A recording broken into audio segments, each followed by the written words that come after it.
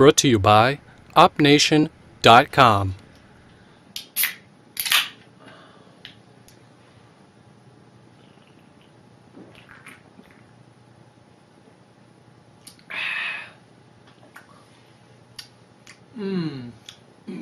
I love a good soft drink in the morning. I guess you realize by now that I have sold out. So you're probably wondering, well, how much? How much is Mickey willing to sell himself for? And I'm going to tell you, I would not sell myself out for anything less than $1 billion. And you know what? That's how much I got. This site is paying me that much. Seriously. Okay. It's not true. Fine. But the truth is that I actually created this site. I had this idea. It was like it hit me one day when I was driving home from school. It just hit me like a fucking ton of fucking bricks. I was driving and I just like, what? Why isn't that site? What? Where is that site on the internet? People need that. And I was like, what? Oh, why are you? I have to make it. And I was so caught up in the idea, just brainstorming all these ideas, and I was driving fast and just like thinking and not really paying attention to my driving, and I got a fucking speeding ticket. That very day, the same day I came up with the idea. The like moments after it was like, woo woo, it was like your thoughts are racing too fast. You're racing too fast. It's like slow down. So that was about a year ago. Nothing came of it. I never did anything with it until I was on this other site, Digg.com. You probably heard of that. They had this article about Kevin Rose, the creator of Digg, saying that he went to this other site, Elance.com. It's where you hire programmers, designers, whatever. You hire them for work and you pay them. It's like a secure website where you can get work done and be assured that it gets done and the workers get assured that they get paid. So I was like, you know what? If he can do that with Digg, I can probably do my site, because they said he did it for like $200. I was like, I might be able to swing that. So, you know what? I did it. About 2 months ago, that's how long it took to develop. 2 months ago, I went on there, signed up, got some bids, and got this like company or whatever, actually from India, and they said, hey, we would like to do your site. It sounds very interesting, or whatever. It was type. I do a good Indian accent. I know that. I like to practice that as much as I can. So they were like, yeah, we'll do it for you, and you can pay us $200. It's an initial bid, but we would like to do it. It sounds very interesting. So I hired them.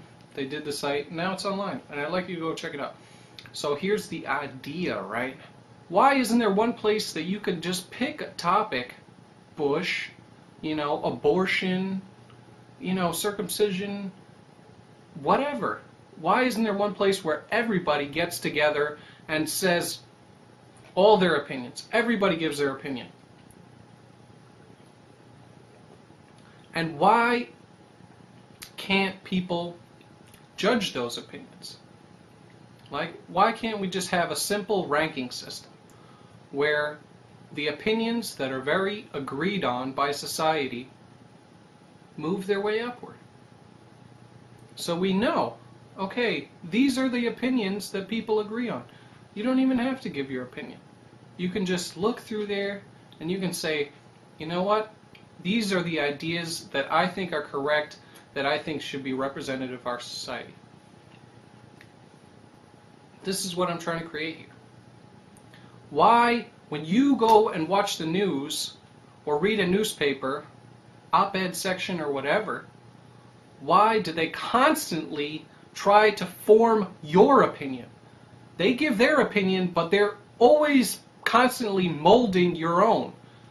This happens constantly on the news. They're like, people think that generally you shouldn't do this. You know, all this stuff just telling you what people think. Polls saying, oh, this many people would vote for this guy, or whatever. These things are so paid for. They're so just planted. They ask you questions like, oh, would you still vote for John McCain if he had a black child? It's like, ugh, you know, would you still vote for Barack Obama if you found out he was Muslim? You know, it's like, I mean, these things are just cheap ways of gauging the public. And they don't give you an accurate representation. So I think there should be, you know, a single place for opinions where we can gauge what do we all think about something, you know? What do we all really think? And let's tell each other straight up, not any bullshit, no fucking political crap. Let's just tell each other what we really think. And then we'll all get together as a society and say, you know what? Okay, that's what I agree with. And we're going to find out. It doesn't have to be all serious, though. You know, we have opinions about everything. Like for example, you know, let's say dogs, right? I mean, why isn't there a place where we can just go read some opinions about dogs in general, or, you know, certain types of dogs?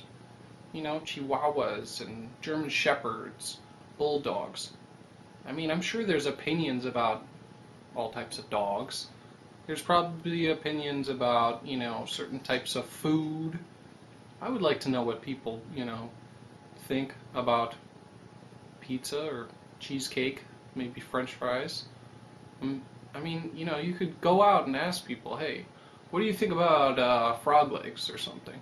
But how many people are you going to get to ask that have tried that? I mean, that's a tough task. So there should be, you know, a repository, some place where people can just give their general opinion. And I want to read that. I want to read that.